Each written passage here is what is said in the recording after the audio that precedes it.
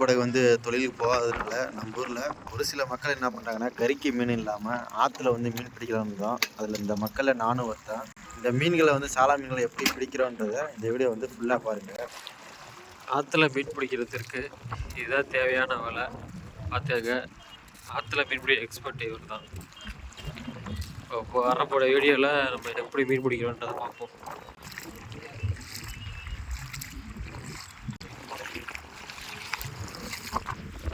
Already ஒருத்தர் வலை போட்டு தான் இருக்காரு. அவர் எவ்வளோ மீன் பிடிச்சாருன்னு தெரியல. கிட்ட போய் கேட்போம் அவர்கிட்ட.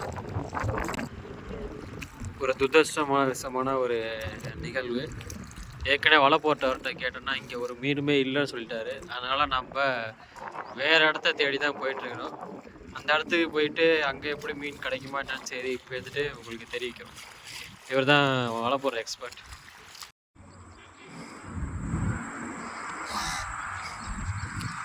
பாருங்க, இந்த வாய்க்காலுக்குள்ளே வலை போட்டு வச்சுருக்காங்க.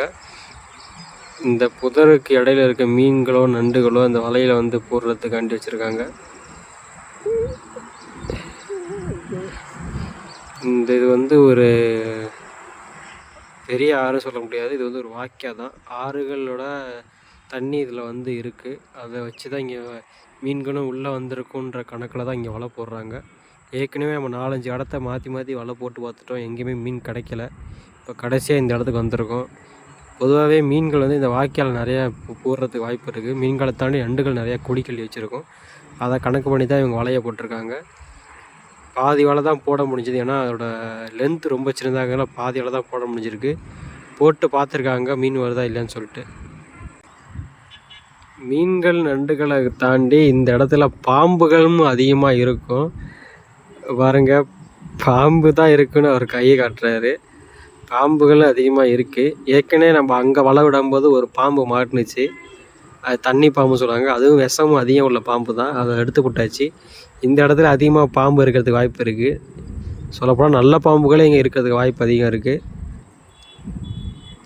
அதனால் கொஞ்சம் சேஃப்டியாக தான் இருக்கணும். ஏன்னா நம்ம எங்கேருந்து என்ன வரும்னு சொல்ல முடியாது இந்த இடத்துல. ஏன்னா கண்ணுக்கு தெரியாத புதர்கள் தான் அதெல்லாம். இன்னும் ஒரு 10 நிமிஷத்தில் இந்த வலையை எடுத்துருவாங்க. வலையை எடுத்ததுக்கப்புறம் இந்த இடத்துல இருந்து போயிடுவாங்க. ஒரு மீன் தூக்கி போட்டிருக்காரு இந்த இடத்துல, பட்ட மீன். அதை போய் நம்ம எடுத்துக்குவோம். இந்த மீன் இந்த இடத்துல பட்ட மீன், அதை தூக்கி போட்டிருக்காரு கறியை.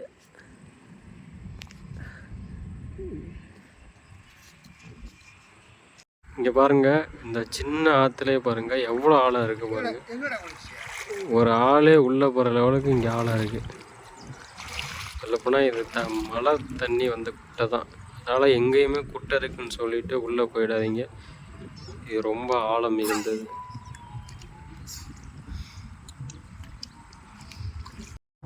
அவ்வளோதாங்க, நம்ம இருந்த டைம் முடிஞ்சு.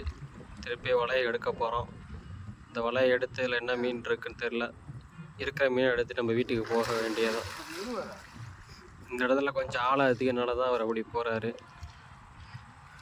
அவர் அந்த எண்டில் உள்ள கயிறுலேருந்து அவர் பற்றிட்டு வருவார். இங்கே போகிறவங்க அந்த எண்டிலேருந்து கயிறு பற்றிட்டு வருவாங்க. ஒரு 10 நிமிஷமாக இந்த இடத்துல வலை இருக்குது. அதில் என்னென்ன மீன் இருக்குன்னு பார்ப்போம். வெயிட் பண்ணி பாருங்கள்.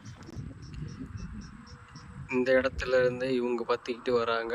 இதில் என்ன மீன் இருக்கான்னு பாருங்க. அப்படியே அவர் வந்து அந்த எண்டுலேருந்து பற்றிக்கிட்டு வராரு. அங்கே என்ன மீன் இருக்கோ அதை அவர் பிடிச்சிட்டு வருவார். இப்போதைக்கு எதுவுமே இல்லைங்க. பாருங்கள், அவங்க ஊரில் ஒரு மீன் இருக்குங்க. ஒரு மீன் பிடிச்சிட்டாங்க. அதை பாருங்கள், ஒரு மீன் மாட்டியிருக்கு. அதுதான் அவங்க வலையிலேருந்து எடுத்துகிட்ருக்காங்க. தூக்கி போகிறாங்க பாருங்கள்.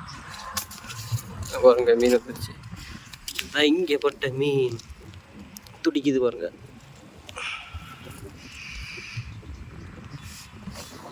இவ்வளோ நேரம் வலை போட்டதில் இங்கே இந்த ஒரே ஒரு மீன் தாங்க மாட்டியிருக்கு.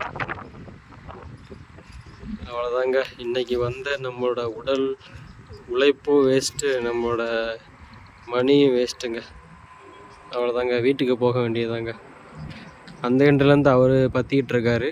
அதில் ஏதாச்சும் ஒரு மீன் மாட்டுதா இல்லையா, மீனே மாட்டுதான்னு தெரியல. நார்மலாக தான் பற்றிக்கிட்டு இருக்காங்க. மீனே இல்லைங்க. அவ்வளோதாங்க, வீட்டுக்கு போக வேண்டியதாங்க. என்ன ஒரே ஒரு மீன், அது சின்ன மீன் மாட்டி இருக்குது. அதை கேட்குறாங்க பாருங்கள். அந்த மீனை பேர்த்து நம்ம கறியை தூக்கி போடுவாங்க. அதை உங்களுக்கு காட்டுறேன். போகிறாங்க பாருங்க. இதுவும் அதே மீன் தாங்க, அதே சின்ன மீன் தாங்க இதுவும். பாருங்க, சின்ன பாறைன்னு சொல்லுவாங்க அதை.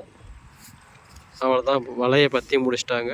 இப்போது வலையை எடுத்துகிட்டு கறியை வந்துட்டு நம்ம வண்டி இருக்குது, நம்ம வண்டியில் போயிட வேண்டியதான் வீட்டுக்கு.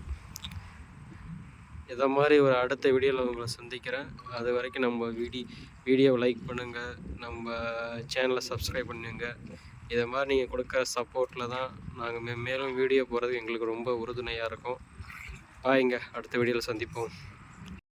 அந்த இடத்துல வந்து மீன் படாததுனால இப்போ வேறு இடத்த வந்து நோக்கி போயிட்டுருக்குறோம்.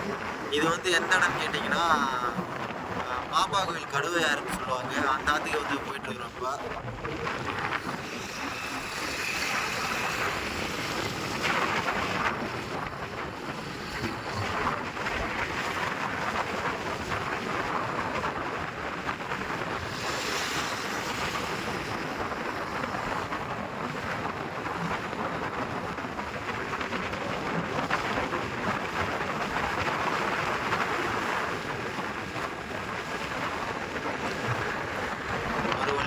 நம்ம வலை போடுற அந்த பாலத்துக்கிட்ட வந்து நெருங்கி வந்தாச்சு.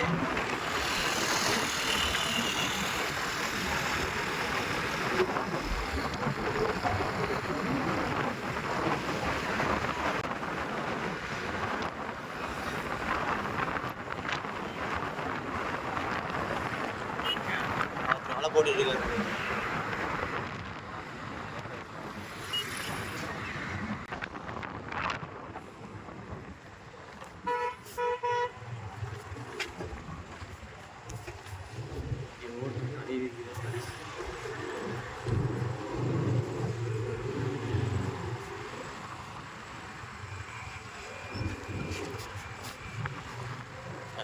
எவ்வளோ தண்ணி ஏறி கிடக்கு.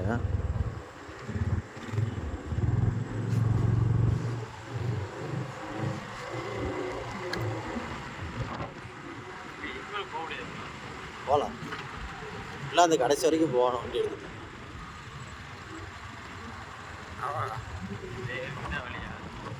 எல்லா இடத்துலையும் அடக்கோலை கட்டி வச்சுக்கானோட.